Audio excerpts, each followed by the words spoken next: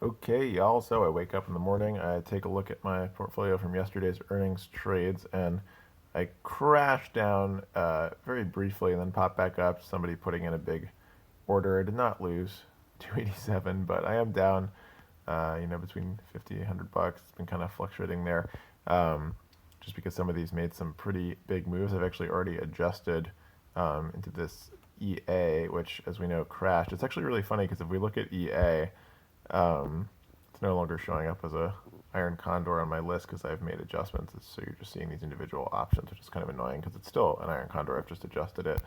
Um, this was I basically rolled down my call side because it's funny because EA was like way up yesterday.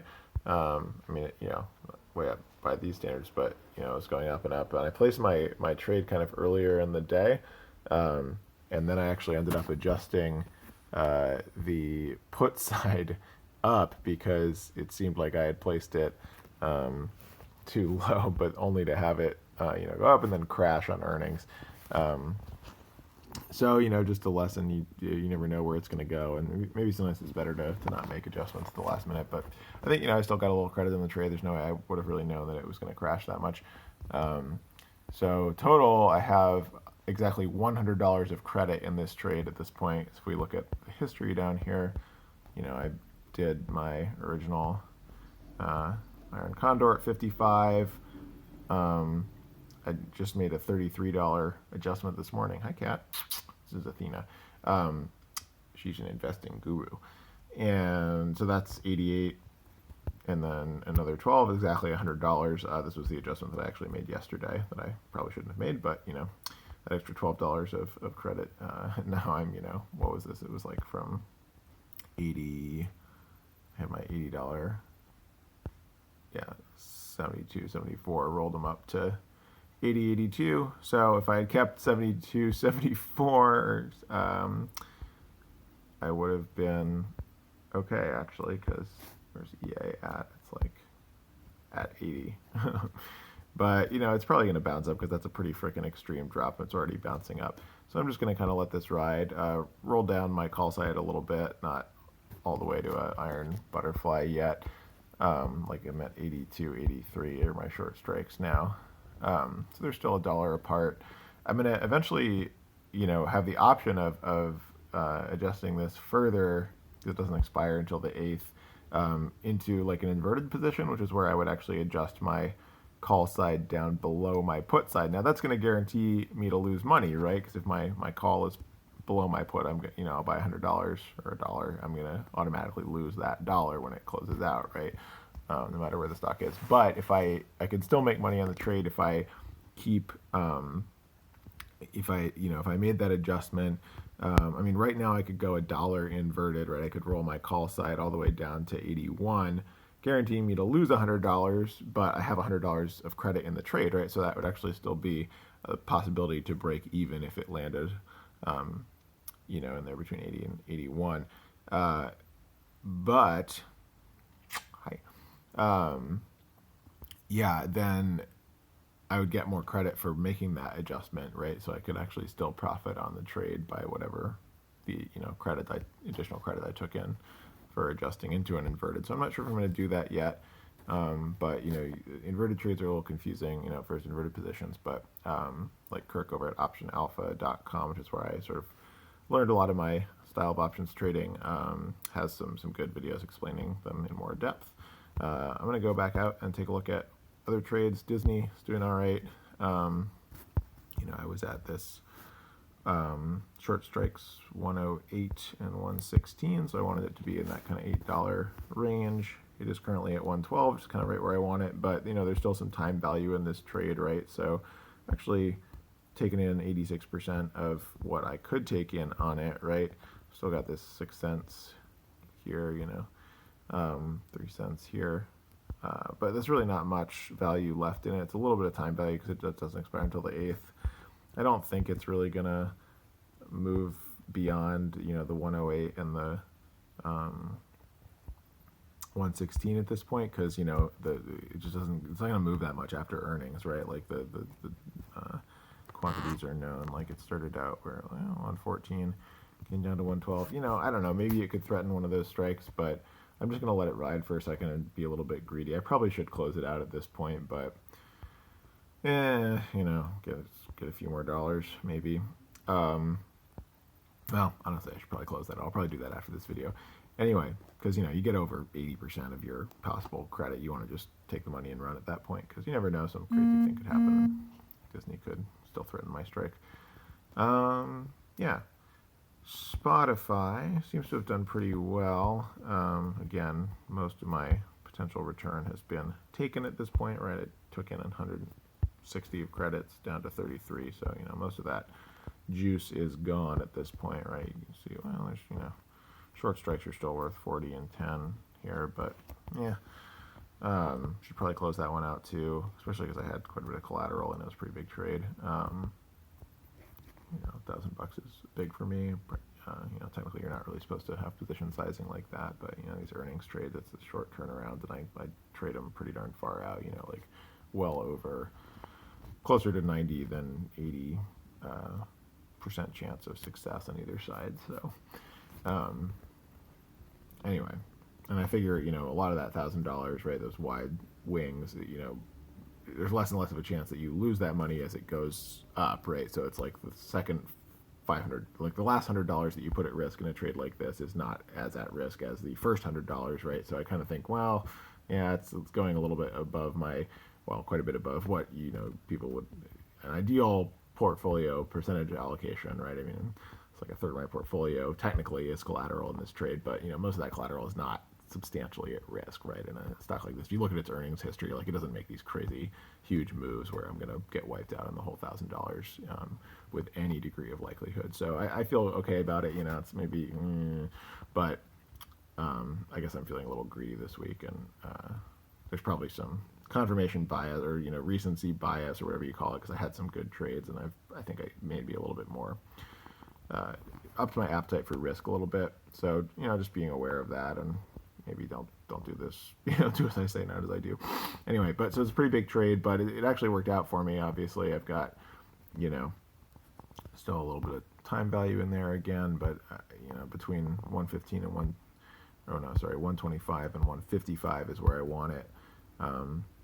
It's at 134, so that's pretty much in the middle of my range. I'm just gonna like leave it alone at this point, and, you know, close it out when I'm done with this video. So that was, I think, the best one so far. 130. What else? Okay, so this Lilly, Eli Lilly, the evil drug maker. Yeah, so that was actually, I did like an iron butterfly centered at 122. Why did I do that? It was, yeah, I think it was like hanging around. It was a little bit above where it was yesterday. I thought it was going to go up a bit. It did not go up. So directionally, I was kind of wrong there, but it's at, you know, it probably would have been better if I just centered it at 120, right? Because now we're down to 118.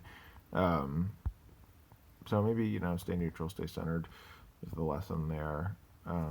But you really don't know which way the stock's going to move. For some reason, I thought it was going to go up. Maybe because it's been going up. I don't know. But there's a little dip. You know, it's probably going to return to trend here. You know, could go down more. I don't know. Could retest this little support, in which case I would be maybe not in such good shape. But yeah, I don't know. On consideration, I probably would have done that one differently. But hasn't worked out too terribly for me. I mean, I've only lost, what, $9 on it at this point. It's fluctuating around, but yeah, there's still quite a bit of value right in the 122 here because it's down to 118, right? So my put strike is challenged quite a bit. I could probably roll the calls down, maybe. I don't know. We'll see if it bounces around anymore today. Kind of took a pretty hard fall below recent support, so it might kind of bounce back up at least to these levels. See what happens, and then maybe make an adjustment before the 8th if we need to do that. Again, you know, it's already an iron butterfly with the same short strikes on either side, so you know, to adjust you'd have to sort of go inverted on this, but I have a certain amount of credit in the trade, right? Like, what was it? Total credit in the trade is like a bunch of trades here. Ba-ba-da-ba-da. No, that's from October. Here we go. Oh, easy. It was just $300. $3 of credit in the trade. So I might even still be within my break-even points. 118, 119. Well, just barely within my, so $3 on either side of 122, and I still break even, right? Because I had $300 of credit in the trade. And we're just inside that, right around 119 here. So, I would still made $4 if it, if it expired right now. Anyway, yeah, so I'll probably wait. Maybe if I can go a little inverted, I could go as much as 3 strikes inverted if I needed to on that without, still being able to break even because I have that $3 of credit in the trade. So we'll see if I go inverted on that. Try to recoup some, well, if it stays kind of against me. All right. Oh, EA. Wow, that's interesting. So I was way down on this when I last checked.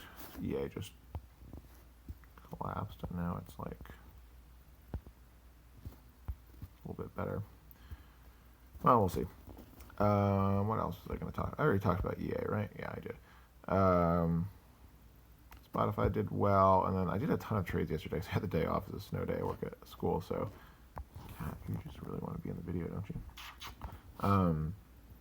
I also did Zendesk. That was, I think, the last trade that I made yesterday. It was Veil and IYR stuff is from a while ago. As you see, I've already made a bunch of adjustments. I was trying to profit off Veil getting hammered by that absurd dam collapse they had in Brazil. Hopefully they'll lock up lots of them and they'll keep plunging. But they probably won't because these fuckers get away with everything, especially in a country like Brazil with a fascist president. They'll probably get away with quite a bit. So I figure, I can at least profit off it a little bit. Unethical, maybe, but they're likely to go back up, is what I'm saying. So I sold some of the volatility when it crashed, and I think there's already signs of these regulators. They'll throw a few people in jail, but then they won't really hurt the company that much. Anyway, back to Zen, one of yesterday's earnings trades. Zendesk, it's been on a tear lately. It kept being on a tear, kept going up on earnings quite a bit. So it's just been a wild ride for Zendesk since back here. How did I do? I've lost some money currently because the call site is challenged. I didn't really think it was going to keep popping that much, but I guess this is a go-go Momo kind of stock right now. Anyway, I could roll up my put side. I've got some credit in the trade, $90, almost $1 wide that I could go. Probably if I took in additional credit, I could even invert by $1, but I'm probably not going to really need to do that because I've got 55, 75, quite a bit of room to adjust in there between the two wings of the trade. Yeah, seems to be kind of stabilizing. Still not really sure where it's going to end up. I'll wait for a day or so and see if I want to. Well, this one doesn't even expire until 2/15, right? It's a smaller stock and kind of illiquid, so we'll see what I can do in terms of adjusting that one. Anyway, so overall, look at that. I'm almost back up to briefly touched break even on all these different trades. But, the thing is, I don't expect it to stay here, right? I definitely expect to make money on this set of earnings trades. It's just, you got to be a little patient coming to you because, the different the different expirations were not the day after earnings, right? You had a couple days in there and things are kind of bouncing around a bit. So it hasn't gone amazingly well, but it's, I certainly haven't gotten wiped out. Maybe it'll go all the way back down there and I'll lose some money, but anyway, we'll see. I will keep you guys updated, maybe in the comments, because you're probably sick of hearing me talk. Okay, that's all for now, and happy trading.